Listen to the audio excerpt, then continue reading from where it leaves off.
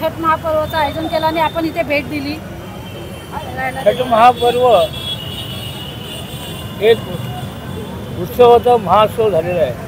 गेले 22 वर्ष ह्या रायनादेवी तलावावर छठ पूजेचं आयोजन करण्यात येतं। हजारो माता भगिनी आपल्या परिवारासाठी, खुशालीसाठी, सुखसमृद्धीसाठी 36 तास व्रत धरतात आणि छठी मैया त्यांना भरभरून देत असते, त्यांच्या मनोकामना पूर्ण होत असतात।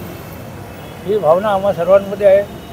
म्हणून बिहारी, उत्तर भारतीय नव्हे तर आता महाराष्ट्रीयन परिवारसुद्धा या पूजेमध्ये सहभागी होत असतो आणि माता राणी त्यांना सगळ्यांना भरभरून देत असते। आणि याचं पूर्ण आयोजन हे सर्व आदरणीय एकनाथजी शिंदेसाहेब यांच्या मार्गदर्शनाखाली आम्ही सर्व करत असतो। त्यांना लागणारी पूर्ण सुविधा म्हणजे बांधकाम असेल ते बांधकाम, विद्युत व्यवस्था, साफसफाई, पाण्याची व्यवस्था, त्यांच्या शौचालयाची व्यवस्था, जी काही त्यांना गरज असेल ती आम्ही करत असतो। मग दरवर्षी त्यांना जे छठभक्त येतील ते पूर्णपणे आनंदी होऊन गेले पाहिजे ही एक भावना आदरणीय एकनाथजी शिंदे साहेबांनी आम्हाला सांगितलेली आहे।